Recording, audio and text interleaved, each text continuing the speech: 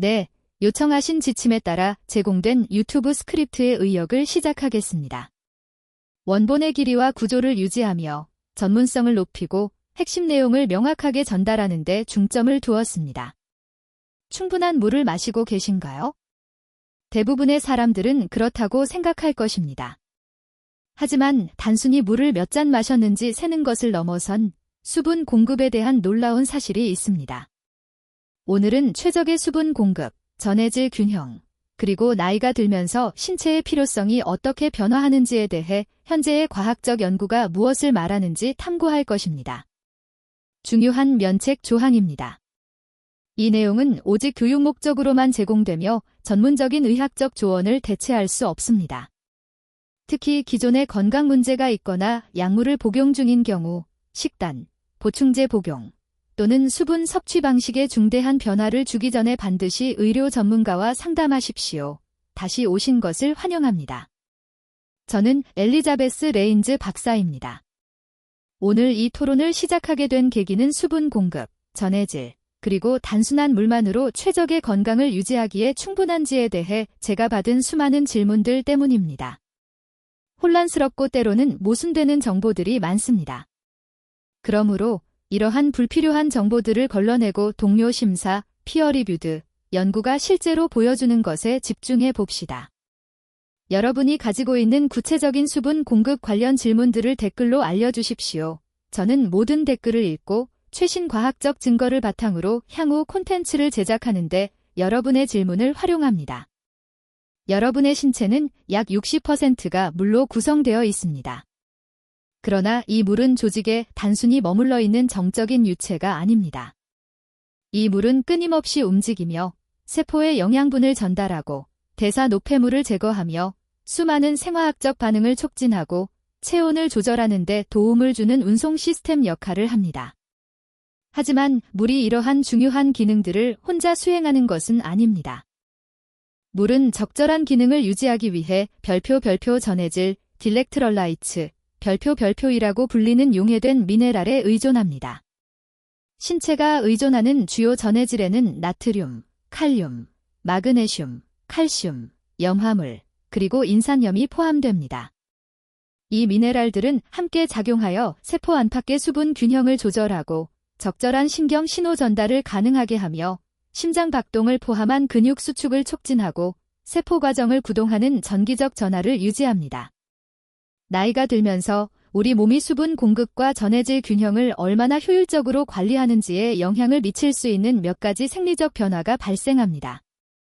노화 및 신장학 관련 저널에 발표된 연구에 따르면 나이가 들면서 신장 기능이 점진적으로 저하되어 노폐물을 제거하는 동시에 필요한 물과 미네랄을 얼마나 효과적으로 보존하는지에 영향을 미칠 수 있습니다.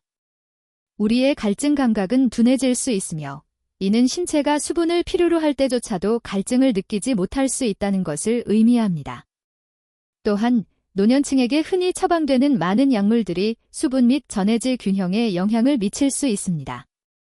이뇨제, 혈압약, 그리고 특정 당뇨병 약물들은 모두 신체가 물과 미네랄을 처리하는 방식에 영향을 줄 수 있습니다. 식욕 감소나 특정 음식을 씹는 어려움과 같이 노화와 함께 발생하는 식단 변화 역시 미네랄 섭취 패턴을 바꿀 수 있습니다. 최적의 수분 균형이 단순히 섭취하는 물의 양에 관한 것이 아니라는 것을 이해할 때 수분 공급의 복잡성은 더욱 명확해집니다. 이는 수분 섭취, 전해질 농도, 신장 기능, 그리고 세포 운송 메커니즘 사이의 복잡한 상호작용에 관한 것입니다. 연구에 따르면 이러한 균형을 유지하는 것은 나이가 들수록 점점 더 중요해지지만 개인의 필요성은 건강 상태, 활동 수준, 기후, 그리고 유전적 요인에 따라 크게 다릅니다. 현재 과학문헌이 주요 전해질과 인간 생리학에서의 그 역할에 대해 무엇을 말하는지 살펴봅시다. 이 미네랄들을 이해하면 수분 공급 전략에 대해 정보에 입각한 결정을 내리는 데 도움이 될 수 있지만 개별적인 필요성이 극적으로 다르다는 것을 기억하는 것이 중요합니다. 나트륨은 종종 고혈압 및 심혈관 질환과의 연관성 때문에 나쁜 평판을 얻습니다. 그러나 이러한 평판은 주로 포장식품, 식당 음식, 그리고 패스트푸드에서 발견되는 과도한 가공 나트륨 섭취에서 비롯됩니다. 나트륨 자체는 본질적으로 문제가 되지 않습니다. 사실 그것은 생명 유지에 절대적으로 필수적입니다. 나트륨은 주요 세포의 전해질 역할을 하며 주로 세포 외부의 체액에서 발견됩니다. 이는 혈액량과 혈압을 유지하는 데 결정적인 역할을 하며 신경 자극 전달을 가능하게 하고 근육 수축을 촉진합니다. 적절한 나트륨 없이는 신체가 적절한 수분 균형을 유지할 수 없으며 심각한 나트륨 결핍은 생명을 위협할 수 있습니다. 핵심적인 차이는 나트륨 섭취의 출처와 양에 있습니다. 고도로 가공된 식용소금은 정제되어 다른 천연 미네랄이 제거된 염화나트륨이 주성분입니다. 대조적으로 정제되지 않은 천일염 또는 광물성 소금은 해수나 소금 퇴적물에 자연적으로 존재하는 수십 가지의 미량 미네랄과 함께 나트륨을 포함하고 있습니다. 영양학 저널에 발표된 연구에 따르면 신체가 이러한 다른 형태의 나트륨을 다르게 처리할 수 있다고 하지만 그 의미를 완전히 이해하기 위해서는 더 많은 연구가 필요합니다. 우리가 알고 있는 것은 건강에 문제가 되는 과도한 나트륨 섭취는 일반적으로 정상적인 요리에 사용되는 미네랄이 풍부한 천연 소금보다는 가공식품에서 온다는 것입니다. 대부분의 건강한 성인에게 현재의 식이지침은 나트륨 섭취를 하루에 2300mg 미만으로 제한하도록 권장하며 고혈압이 있거나 심혈관 질환 위험이 있는 사람들에게는 이상적인 목표가 1500mg입니다.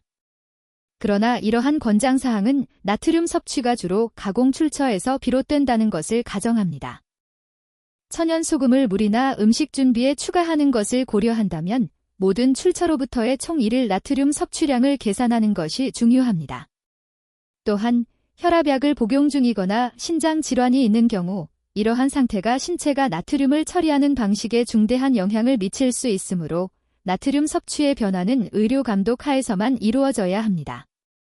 마그네슘은 인체 내 300가지 이상의 효소 반응에 관여하며 전반적인 건강에 가장 중요한 미네랄 중 하나입니다. 그 중요성에도 불구하고 연구에 따르면 인구의 상당 부분이 최적이 아닌 마그네슘 섭취량을 보이며 성인의 50에서 60%가 권장 1일 섭취량 미만을 섭취하는 것으로 추정됩니다. 마그네슘은 나이가 들수록 점점 더 중요해지는 여러 생리적 기능을 수행합니다. 이는 천연 칼슘 통로 차단제 역할을 하여 근육 수축과 이완 사이의 균형을 조절하는 데 도움을 줍니다. 이 기능은 마그네슘이 혈관벽의 유연성을 유지하고 건강한 혈압 조절을 지원하기 때문에 심혈관 건강에 특히 중요합니다. 에너지 생성 측면에서 마그네슘은 세포 수준에서 음식을 사용 가능한 에너지로 전환하는 데 필수적입니다. 종종 세포의 에너지 통화라고 불리는 ATP 합성에 필요합니다. 이것이 마그네슘 결핍이 종종 피로와 쇠약과 연관되는 이유를 설명할 수 있습니다. 심장학 및 영양학 저널에 발표된 연구는 심혈관 건강에서 마그네슘의 역할을 조사했습니다. 일부 연구는 적절한 마그네슘 섭취가 건강한 혈압 수치를 지원하고 심장 박동 이상의 위험을 줄일 수 있음을 시사합니다. 그러나 이러한 연구는 관찰 연구이며 확정적인 인과 관계를 확립하기 위해서는 더 많은 연구가 필요하다는 점에 유의해야 합니다. 마그네슘은 또한 뼈 건강에도 중요한 역할을 하며 칼슘 및 비타민 D와 함께 작용하여 골밀도를 유지합니다. 이는 특히 나이가 들면서 자연적으로 근육량을 잃기 시작할 때 근육 유지를 위해 중요한 단백질 합성에도 관여합니다. 마그네슘의 생체 이용률은 형태에 따라 크게 다릅니다. 산화마그네슘은 저렴하지만 흡수율이 낮고 많은 사람들에게 소화 불량을 일으킬 수 있습니다. 글리시네이트, 시트레이트 또는 말레이트와 같은 형태의 마그네슘은 일반적으로 더 잘 흡수되며 위장 부작용이 적습니다. 그러나 마그네슘 보충제는 항생제, 이뇨제, 그리고 양성자 펌프 억제제, 프로탄 펌프 이니비터즈를 포함한 특정 약물과 상호작용할 수 있습니다. 또한 다른 미네랄의 흡수에도 영향을 미칠 수 있습니다.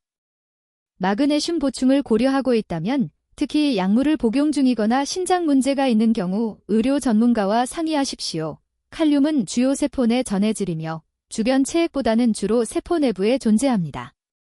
이는 나트륨과 협력하여 적절한 수분 균형을 유지하고 세포 간 통신을 가능하게 합니다. ATP에 의해 구동되는 나트륨 칼륨 펌프는 신경 기능, 근육 수축, 그리고 세포막을 가로지르는 전기적 전하를 유지하는 데 근본적입니다. 대부분의 성인은 권장되는 양보다 훨씬 적은 칼륨을 섭취합니다. 현재의 식이 지침은 성인에게 일일 3,500mg에서 4,700mg의 칼륨을 권장합니다. 그러나 많은 선진국의 평균 섭취량은 이 목표에 훨씬 미치지 못합니다. 이는 칼륨이 많은 사람들이 충분히 섭취하지 않는 과일, 채소, 콩류, 그리고 유제품과 같은 전체 식품에 풍부하기 때문입니다. 연구는 더 높은 칼륨 섭취가 더 낮은 혈압 및 뇌졸중과 신장 결석의 위험 감소와 지속적으로 연관되어 있음을 보여줍니다. 그 메커니즘은 칼륨이 신장이 과도한 나트륨을 배출하도록 돕는 능력과 혈관벽을 이완시키는 역할과 관련이 있는 것으로 보입니다. 그러나 칼륨 보충제는 신중한 고려가 필요합니다. 나트륨이나 마그네슘과는 달리 과도한 칼륨은 특히 신장 질환이 있거나 ACE 억제제 또는 칼륨 보존성 이뇨제와 같은 특정 약물을 복용하는 사람들에게 위험할 수 있기 때문에 칼륨 보충제는 다르게 규제됩니다. 대부분의 사람들에게 칼륨 섭취를 늘리는 가장 안전하고 효과적인 방법은 보충제보다는 식품 출처를 통한 것입니다. 칼륨 보충을 고려하고 있다면 안전을 보장하기 위해 혈액 수치를 모니터링해야 하므로 의료 감독이 필수적입니다. 이제 이러한 지식의 실제 적용에 대해 논의해 봅시다. 많은 사람들이 궁금해하는 질문은 물에 전해질을 추가해야 하는지 아니면 단순한 물만으로 최적의 수분 공급에 충분한지입니다. 대부분의 건강한 성인에게는 일반적인 상황에서 단순한 물이 기본적인 수분 공급 요구를 충분히 충족시킵니다.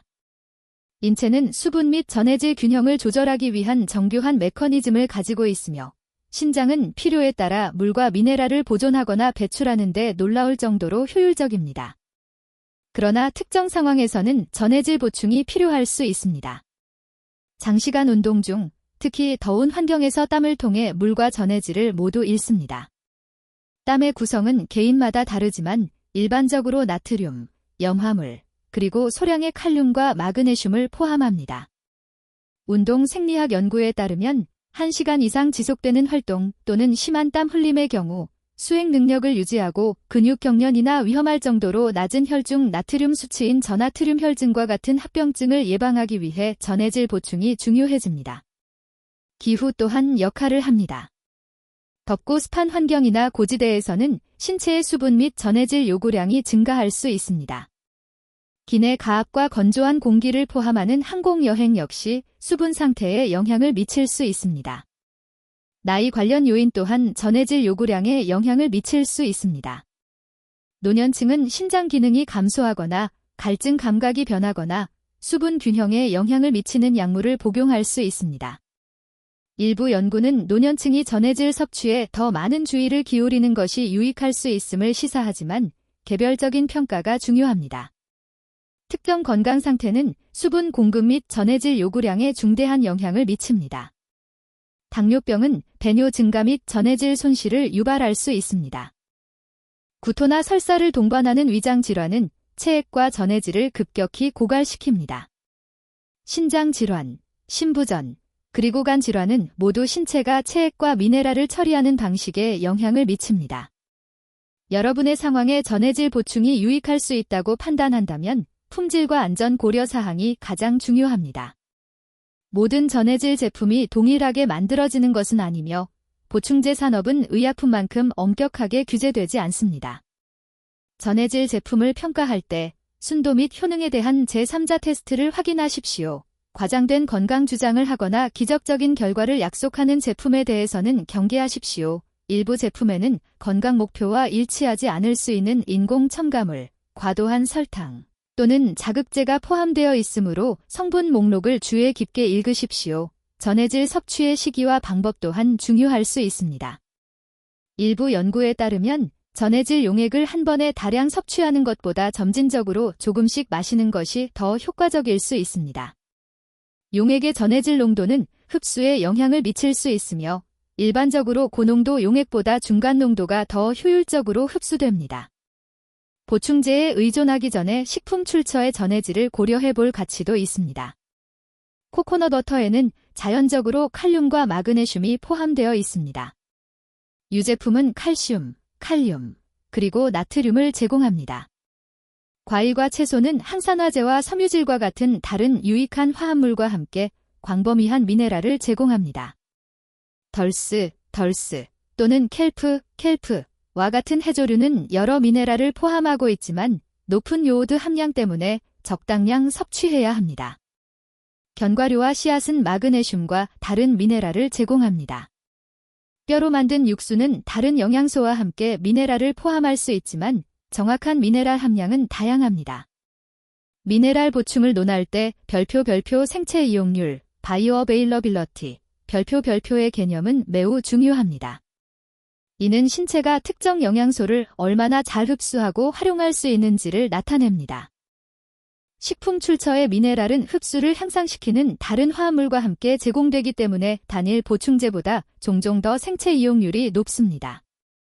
예를 들어 마그네슘 흡수는 비타민 D에 의해 향상되고 과도한 칼슘 섭취에 의해 방해됩니다. 철분 흡수는 비타민 C에 의해 향상되고 칼슘 및 차와 커피의 특정 화합물에 의해 억제됩니다. 이러한 상호작용은 영양의 복잡성과 다양한 식품 출처에서 영양소를 얻는 것의 잠재적인 이점을 강조합니다. 미네랄 필요량 및 흡수의 개인차는 중요하며 종종 과소평가됩니다. 유전적 요인은 다른 사람들이 미네랄을 얼마나 효율적으로 흡수하고 활용하는지에 영향을 미칩니다. 나이, 성별, 임신 상태, 활동 수준, 기후, 그리고 건강 상태는 모두 요구량에 영향을 미칩니다. 어떤 사람들은 미네랄 운송 단백질의 유전적 변이로 인해 더 높은 요구량을 가질 수 있습니다. 다른 사람들은 셀리악병, 크론병 또는 위 우회술과 같이 흡수에 영향을 미치는 상태를 가질 수 있습니다. 특정 약물은 미네랄 흡수를 방해하거나 배설을 증가시킬 수 있습니다. 이러한 개인차 때문에 미네랄 보충에 대한 일괄적인 권장사항은 문제가 될 수 있습니다. 한 사람에게 효과가 있는 것이 다른 사람에게는 불필요하거나 심지어 해로울 수 있습니다. 이는 과도할 경우 독성이 있을 수 있는 철분이나 신장 문제가 있는 사람들에게 위험할 수 있는 칼륨과 같은 미네랄에 특히 해당됩니다. 이제 중요한 안전 고려 사항과 의학적 주의가 필요한 경고 신호에 대해 논의해 봅시다. 전해질 불균형은 부적절한 섭취뿐만 아니라 과도한 보충이나 기저 건강 상태로 인해 발생할 수도 있습니다. 전해질 불균형의 징후는 휴식으로 개선되지 않는 지속적인 피로, 근육 약화 또는 경련, 불규칙한 심장 박동 또는 두근거림, 어지러움 또는 혼란, 배뇨 패턴의 중대한 변화, 지속적인 메스꺼움 또는 구토, 또는 손, 발, 또는 발목의 갑작스러운 부종을 포함할 수 있습니다. 이러한 증상들은 많은 잠재적인 원인을 가질 수 있으며 보충제로 자가 치료하기보다는 적절한 의학적 평가가 필요합니다. 전해질 불균형은 심각하고 때로는 생명을 위협할 수 있으며 특히 칼륨, 나트륨 또는 마그네슘과 관련된 불균형이 그렇습니다. 가슴 통증, 심한 어지러움, 실신, 심한 쇠약 또는 호흡 곤란을 경험하는 경우 이는 심장 기능에 영향을 미치는 심각한 전해질 장애를 나타낼 수 있으므로 특히 의료 전문가의 도움을 받는 것이 중요합니다. 신장 질환은 특별히 언급할 필요가 있는데 신장이 주로 수분 및 전해질 균형을 조절하는 역할을 하기 때문입니다. 경미한 신장 기능 장애조차도 신체가 미네랄을 처리하는 방식에 중대한 영향을 미칠 수 있으며 의료 감독 없이는 보충제가 잠재적으로 위험할 수 있습니다. 당뇨병, 심장질환, 고혈압 또는 신장 문제가 있거나 이러한 상태에 대한 약물을 복용하는 경우 미네랄 섭취의 모든 변화는 의료 서비스 제공자와 논의되어야 합니다. 많은 일반적인 약물이 미네랄 균형에 영향을 미치며 의학적 지침 없이 섭취량을 조절하면 위험한 상호작용으로 이어질 수 있습니다. 이제 안전과 개인의 필요성을 우선시하는 수분 공급 최적화를 위한 증거 기반 접근 방식을 탐색해 봅시다. 건강한 수분 공급 전략의 기초는 개인의 상황에 기반한 적절한 단순 물 섭취여야 합니다. 자주 인용되는 하루 8잔의 물 규칙은 과학적으로 정확하지는 않지만 많은 사람들에게 합리적인 시작점을 제공합니다. 여러분의 실제 필요량은 체격, 활동 수준, 기후, 전반적인 건강, 그리고 임신 또는 모유 수유 여부와 같은 요인에 따라 달라집니다. 더 개별화된 접근 방식은 신체의 신호에 주의를 기울이는 것을 포함합니다. 갈증은 대부분의 건강한 사람들에게 신뢰할 수 있는 지표이지만 노년층에게는 덜 민감할 수 있습니다. 소변 색깔은 유용한 피드백을 제공할 수 있으며 옅은 노란색은 좋은 수분 상태를 나타내고 짙은 노란색은 더 많은 수분이 필요할 수 있음을 시사합니다. 그러나 특정 약물과 건강 상태는 소변 색깔에 영향을 미칠 수 있으므로 일부 사람들에게는 덜 신뢰할 수 있는 지표가 될 수 있습니다. 여러분에게 정상적인 것이 무엇인지에 대해 질문이 있다면 의료 전문가와 상의하십시오. 보충제를 고려하기 전에 주로 전체 식품 출처를 통해 전해질을 얻는 데 집중하십시오. 이 접근 방식은 다른 유익한 영양소와 함께 미네랄을 제공하며 단일 보충제로 발생할 수 있는 불균형의 위험을 줄입니다. 식단에 다양한 과일과 채소를 포함시키십시오. 이들은 칼륨, 마그네슘, 그리고 다른 미네랄을 제공합니다. 유제품 또는 강화된 식물성 대체품은 칼슘을 제공할 수 있습니다. 요리에 소금을 사용한다면 정제되지 않은 천일염 또는 광물성 소금을 적당량 사용하는 것을 고려하십시오. 대부분의 사람들에게 과일, 채소, 유제품 또는 대체품, 그리고 적당량의 소금을 포함하는 다양한 식단을 섭취한다면 정상적인 일상 활동을 위한 적절한 전해질을 얻고 있을 가능성이 높습니다. 개인의 위험 요소와 상황을 고려하십시오. 매우 활동적이거나 땀을 많이 흘립니까? 더운 기후에 살거나 더운 환경에서 일합니까?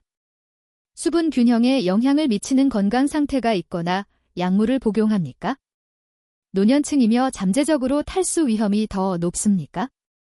이러한 요인들은 전해질 섭취에 더 많은 주의를 기울이는 것이 유익할 수 있음을 시사하지만 반드시 보충제가 필요하다는 것을 의미하지는 않습니다. 종종 식단 조정이나 수분 섭취 시기에 대한 주의를 늘리는 것으로 증가된 필요량을 해결할 수 있습니다. 전해질 보충을 고려한다면 보수적으로 시작하고 반응을 모니터링하십시오. 권장되는 최대량보다 낮은 용량으로 시작하고 기분을 주의 깊게 살피십시오. 에너지, 수면, 운동 수행 능력 또는 기타 증상의 변화를 기록하십시오. 일반적으로 의료 감독 하에서만 사용해야 하는 칼륨 보충제에 대해서는 특히 주의하십시오. 마그네슘 보충제는 일반적으로 더 안전하지만 일부 사람들에게 소화 불량을 유발할 수 있습니다. 더 적은 용량으로 시작하고 필요하다면 점진적으로 늘리십시오. 미네랄에 관해서는 별표 더 많은 것이 반드시 더 좋은 것은 아니다. 별표는 것을 기억하십시오. 신체는 좁은 범위 내에서 전해질 균형을 유지하며 이 범위를 초과하는 것은 결핍만큼이나 쉽게 문제를 일으킬 수 있습니다. 보충제를 선택하는 경우 품질이 중요합니다. 순도 및 효능에 대해 제3자 테스트를 거친 제품을 찾으십시오. 과장된 주장을 하거나 너무 좋아서 사실이 아닐 것 같은 제품은 피하십시오. 라벨을 주의 깊게 읽고 섭취하는 것이 무엇인지 인지하십시오. 일부 전해질 제품에는 건강 목표와 일치하지 않을 수 있는 상당한 양의 설탕, 인공 감미료, 카페인 또는 기타 첨가물이 포함되어 있습니다. 보충 시기를 고려하십시오. 일부 미네랄은 공복에 더 잘 흡수되는 반면 다른 미네랄은 음식과 함께 더 잘 견뎌집니다. 취침 전에 복용하는 마그네슘 보충제는 일부 사람들에게 수면을 돕는 반면 다른 사람들은 활력을 느낄 수 있습니다. 미네랄과 약물 간의 잠재적인 상호작용에 유의하십시오. 예를 들어 칼슘은 특정 항생제를 방해할 수 있으며 마그네슘은 일부 약물의 흡수에 영향을 미칠 수 있습니다. 처방약을 복용하는 경우 약사 또는 의료 서비스 제공자와 보충 시기를 논의하십시오. 수분 공급 또는 보충 방식의 변화에 대한 여러분의 반응을 모니터링하십시오. 에너지 수준, 수면의 질, 운동 수행 능력, 그리고 모든 증상을 기록하십시오. 부정적인 변화를 발견하면 보충을 중단하고 의료 전문가와 상담하십시오. 정기적인 건강검진은 여러분의 수분 공급 및 전해질 상태가 개별적인 건강 필요에 적절한지 확인하는 데 도움이 될 수 있습니다. 혈액검사는 증상을 유발하기 전에 전해질 불균형을 드러낼 수 있으며 의료 전문가가 전반적인 건강 상태의 맥락에서 결과를 해석하는 데 도움을 줄 수 있습니다. 이제 제가 자주 접하는 수분 공급 및 전해질에 대한 일반적인 오해 몇 가지를 다루어 봅시다. 한 가지 지속적인 통념은 물을 너무 많이 마실 수는 없다는 것입니다. 물 중독은 드물지만 적절한 전해질 보충 없이 많은 양의 물을 급격히 섭취하면 발생할 수 있습니다. 이는 위험할 정도로 낮은 혈중 나트륨 수치로 이어질 수 있습니다. 또 다른 오해는 투명한 소변이 항상 최적의 수분 공급을 나타낸다는 것입니다. 매우 짙은 소변은 일반적으로 탈수를 시사하지만 완전히 투명한 소변은 필요한 것보다 더 많이 마시고 있음을 나타낼 수 있습니다. 비록 이것이 건강한 사람들에게는 해롭지 않지만 말입니다. 또한 카페인 함유 음료가 수분 공급에 기여하는지에 대한 혼란도 있습니다. 연구에 따르면 규칙적인 섭취자에게 적당한 카페인 섭취는 중대한 탈수를 유발하지 않습니다. 따라서 커피와 차는 수분 섭취에 기여할 수 있지만 물은 여전히 주된 수분 공급을 위한 최선의 선택입니다. 어떤 사람들은 갈증이 수분 공급 필요에 신뢰할 수 없는 지표라고 믿습니다. 갈증 민감도는 나이가 들면서 감소할 수 있지만 대부분의 건강한 성인에게 유용한 지침으로 남아 있습니다. 핵심은 여러분의 신체 신호에 주의를 기울이고 물 섭취에 대한 임의적인 규칙으로 이를 무시하지 않는 것입니다. 또한 운동하는 누구에게나 스포츠 음료가 필요하다는 오해가 있습니다. 1시간 미만으로 지속되는 대부분의 레크리에이션 운동의 경우 물만으로 충분합니다. 스포츠 음료는 더 길고 더 격렬한 활동에 유익할 수 있지만 일반적인 체육관 운동이나 적당한 활동에는 종종 불필요합니다. 수분 공급 및 전해질에 대한 이 포괄적인 탐구를 마무리하면서 여러분의 결정을 안내하는 데 도움이 될 수 있는 주요 증거 기반 요점들을 요약해 봅시다. 주요 증거 기반 요약 1. 수분 공급은 양 이상입니다. 적절한 수분 공급은 단순한 물의 양 그 이상을 포함합니다. 이는 세포 기능, 신경 전달, 근육 수축, 그리고 전반적인 생리적 과정을 지원하는 물과 전해질이 적절한 균형을 유지하는 것을 필요로 합니다. 2. 개인의 필요성이 핵심입니다. 개인의 필요성은 나이, 건강 상태, 활동 수준, 기후, 약물, 그리고 유전적 요인에 따라 상당히 다릅니다. 한 사람에게 효과가 있는 것이 다른 사람에게는 적절하지 않을 수 있으므로 개별화된 평가가 중요합니다. 3. 전체 식품을 통한 접근을 우선시하십시오. 대부분의 건강한 성인에게는 과일, 채소, 유제품 또는 대체품, 그리고 적당한 소금 섭취를 포함하는 식단이 정상적인 일상 활동을 위한 적절한 전해질을 제공합니다. 일반적인 상황에서 단순한 물이 기본적인 수분 공급 요구를 충족시킵니다. 4. 보충제는 신중하게 고려해야 합니다. 장시간 운동, 더운 환경, 질병, 또는 특정 건강 상태를 포함한 특정 상황은 전해질 요구량을 증가시킬 수 있습니다. 그러나 증가된 필요량이 자동으로 보충제를 요구하지는 않으며 종종 식단 조정을 통해 충족될 수 있습니다. 전해질 보충을 고려한다면 보수적으로 시작하고 고품질 제품을 선택하며 반응을 모니터링하고 특히 건강 상태가 있거나 약물을 복용하는 경우 적절할 때 의료 지침을 구하여 안전을 우선시하십시오. 5. 경고 신호에 주의하십시오. 지속적인 피로, 근육 약화, 불규칙한 심장 박동, 어지러움, 배뇨의 중대한 변화, 또는 전해질 불균형을 나타낼 수 있는 기타 우려되는 증상은 의학적 주의가 필요한 위험 신호입니다. 6. 건강한 습관이 기초입니다. 건강한 수분 공급의 기초는 간단하게 유지됩니다. 목마를 때 마시고 다양한 식단을 섭취하며 신체의 신호에 주의를 기울이고 개별적인 필요성에 대해 질문이나 우려 사항이 있을 때 전문가의 지침을 구하십시오. 건강 최적화는 극적인 개입보다는 점진적이고 지속 가능한 변화로부터 이익을 얻는 장기적인 과정이라는 것을 기억하십시오. 전반적인 건강한 생활 방식과 결합된 수분 공급 습관의 작고 일관된 개선이 즉각적인 해결책이나 기적의 해결책을 찾는 것보다 더 유익합니다. 이 정보는 수분 공급 및 전해질 섭취에 대해 정보에 입각한 결정을 내리는 데 도움을 주기 위한 것이지만 개별화된 의학적 조언을 대체할 수는 없습니다. 여러분의 의료 전문가가 여러분의 구체적인 건강 이력, 약물, 그리고 위험 요소를 알고 있으므로 그들은 개인화된 지침을 위한 최고의 자원입니다. 이 포괄적인 개요가 도움이 되었다면 좋아요를 누르고 더 많은 증거 기반 건강 콘텐츠를 위해 구독해 주십시오. 수분 공급, 전해질, 또는 관련 주제에 대한 질문을 댓글로 공유해 주십시오. 저는 미래의 영상을 위해 정확하고 유용한 정보를 제공하기 위해 정기적으로 현재 연구를 검토합니다. 가장 중요한 것은 여러분의 개별적인 상황을 이해하는 자격을 갖춘 의료 전문가와 협력하여 여러분의 건강을 우선시하는 것입니다. 좋은 건강은 즉각적인 해결책이나 지나치게 단순화된 해결책보다는 신뢰할 수 있는 정보, 전문적인 지침, 그리고 일관된 건강 습관의 토대 위에 세워집니다.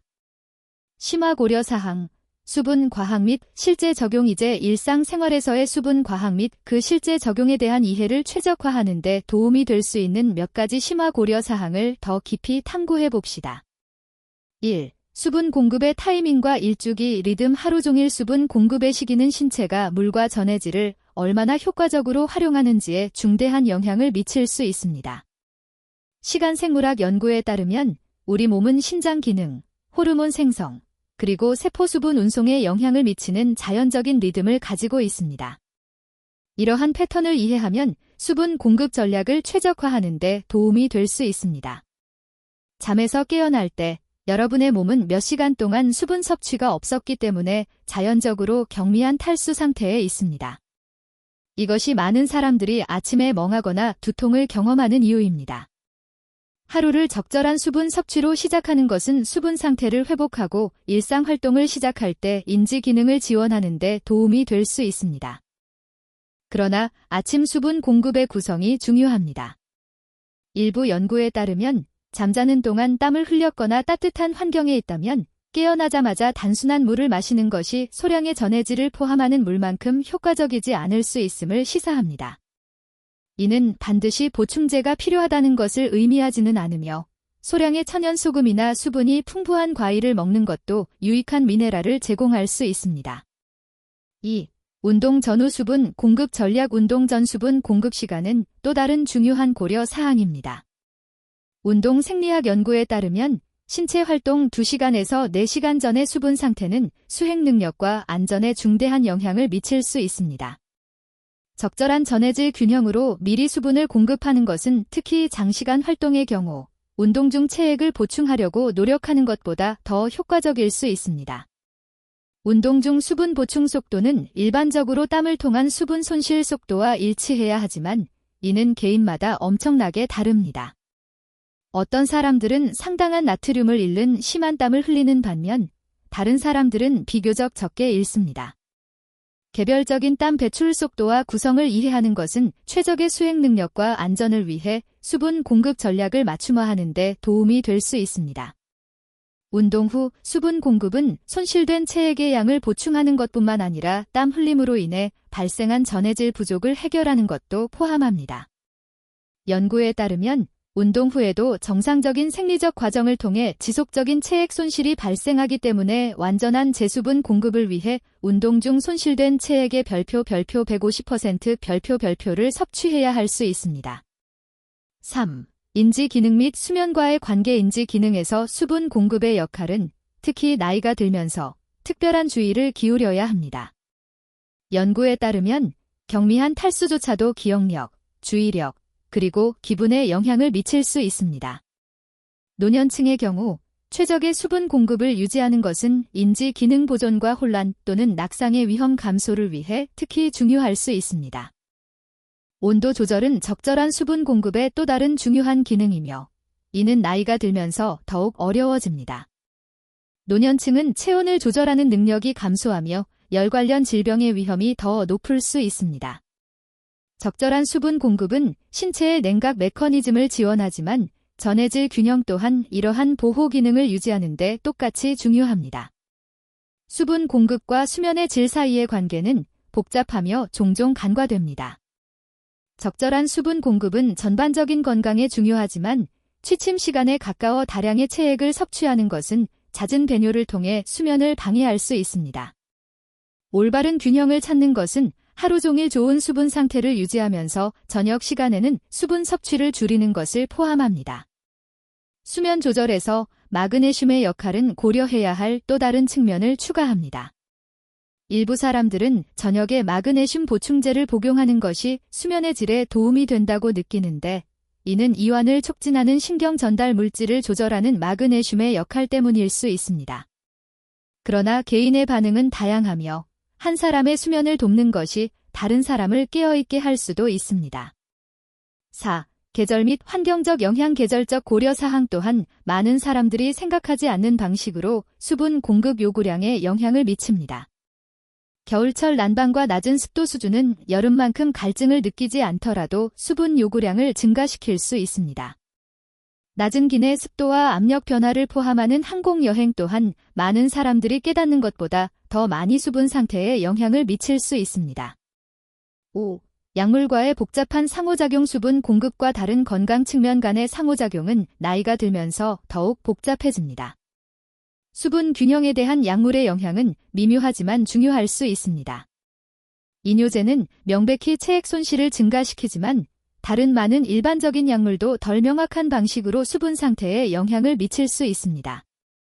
혈압약, 특히 ACE 억제제와 안지오텐신 수용체 차단제는 신장이 나트륨과 칼륨을 처리하는 방식에 영향을 미칠 수 있습니다. 당뇨병 약물은 혈당 및 신장 기능에 대한 영향을 통해 수분 균형에 영향을 미칠 수 있습니다.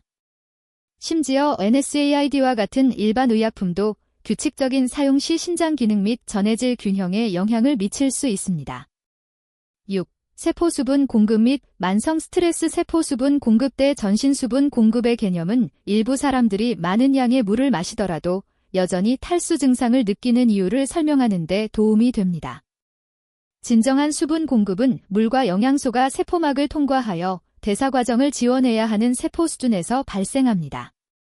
이러한 운송은 적절한 전해질 농도와 적절한 세포막 기능에 의해 촉진됩니다. 만성 스트레스는 여러 메커니즘을 통해 수분 상태에 영향을 미칠 수 있습니다. 코르티솔과 같은 스트레스 호르몬은 신장 기능 및 전해질 균형에 영향을 미칠 수 있습니다. 스트레스는 또한 식사 및 음주 패턴에 영향을 미쳐 잠재적으로 체액과 전해질 모두의 부적절한 섭취로 이어질 수 있습니다. 또한 스트레스는 수면의 질에 영향을 미치고 이는 다시 호르몬 조절 및 체액 균형에 영향을 미칩니다. 7. 장내 미생물과 염증의 역할. 수분 공급 및 전해질 흡수와 장내 미생물의 관계는 떠오르는 연구 분야입니다. 우리의 소화 시스템에 있는 박테리아는 미네랄 흡수의 역할을 하며 음식과 보충제로부터 전해질을 얼마나 효과적으로 활용하는지에 영향을 미칠 수 있습니다. 이는 다양한 식품 출처에서 미네랄을 얻는 것이 단일 보충제보다 우수할 수 있는 또 다른 이유를 시사합니다. 부상, 질병 또는 만성 상태로 인한 염증은 체액 및 전해질 요구량에 중대한 영향을 미칠 수 있습니다. 염증 과정은 체액 손실을 증가시키고 신체가 전해질을 분배하고 활용하는 방식을 변경할 수 있습니다. 이것이 특히 목마름을 느끼지 않더라도 질병 중에는 수분 공급 요구량이 증가할 수 있는 이유입니다. 8. 정밀 영양 및 유전적 변이. 정밀 영양에 대한 수분 공급 접근 방식은 미네랄 흡수 및 활용에 영향을 미치는 유전적 요인을 고려합니다. 어떤 사람들은 마그네슘을 얼마나 효율적으로 흡수하는지에 영향을 미치는 유전적 변이를 가지고 있는 반면 다른 사람들은 나트륨 민감도의 차이가 있을 수 있습니다. 이러한 요인에 대한 유전자 검사가 더 많이 가능해지고 있지만 대부분의 사람들에게는 수분 공급 전략을 최적화하기 위해 필요하지 않습니다. 9. 면역 기능 및 특정 건강 상태. 면역 기능에서 수분 공급의 역할은 우리가 나이가 들고 감염 위험이 증가함에 따라 특히 관련성이 높아집니다. 적절한 수분 공급은 면역 기능에 중요한 림프계를 지원합니다. 전해질 균형은 면역 세포의 기능에 영향을 미치며 탈수는 감염과 싸우는 신체의 능력을 손상시킬 수 있습니다. 특정 건강 상태에 대한 수분 공급 전략은 항상 의료 전문가를 포함해야 하는 개별화된 접근 방식을 필요로 합니다. 신부전 환자는 체액 초과를 처리하는 신체의 감소된 능력을 고려하여 수분 섭취의 균형을 신중하게 맞춰야 합니다. 신장 질환 환자는 적절한 수분 공급을 보장하면서 특정 전해질을 제한해야 할 수 있습니다. 당뇨병은 고혈당으로 인한 배뇨 증가에서 수분 조절에 영향을 미치는 잠재적인 신장 손상에 이르기까지 여러 방식으로 수분 공급에 영향을 미칩니다. 당뇨병 환자는 특히 신체 활동이 많거나 수분 균형에 영향을 미치는 약물을 복용하는 경우 전해질 균형에 신중한 주의를 기울이면 이점을 얻는 경우가 많습니다. 10. 지속 가능성 및 전체적인 접근 방식. 수분 공급 최적화의 실제 구현은 점진적이고 지속 가능해야 합니다. 체액 섭취에 극적인 변화를 주거나 여러 보충제를 동시에 시작하는 것은 무엇이 도움이 되고 무엇이 문제를 일으킬 수 있는지 평가하기 어렵게 만들 수 있습니다. 한 번에 한 가지 변화를 주고 반응을 모니터링하는 체계적인 접근 방식이 일반적으로 더 효과적입니다. 여러분의 건강 상태, 활동 수준 또는 약물이 변함에 따라 수분 공급 전략을 정기적으로 재평가하는 것이 중요합니다. 인생의 한 시점에서 잘 작동하는 것이 상황이 변함에 따라 조정이 필요할 수 있습니다. 새로운 연구에 대해 계속 정보를 얻는 동시에 건강 주장에 대한 비판적인 시각을 유지하는 것은 시간이 지남에 따라 좋은 결정을 내리는 데 도움이 될 수 있습니다. 결론은 수분 공급이 주의를 기울일 가치가 있지만 집착이 되어서는 안 되는 전반적인 건강의 한 가지 중요한 구성 요소로 남아 있다는 것입니다. 대부분의 사람들은 상식적인 접근 방식, 즉 목마를 때 마시고 다양한 식단을 섭취하며 신체의 신호에 주의를 기울이고 우려 사항이 있을 때 전문적인 지침을 구하는 것을 통해 좋은 수분 상태를 유지할 수 있습니다. 이 중요한 건강 측면에 대해 배우는 시간을 내주셔서 감사합니다. 수분을 유지하고 정보를 얻으십시오. 그리고 최고의 건강 결정은 적절한 지식과 필요할 때 전문적인 지원으로 이루어진다는 것을 기억하십시오.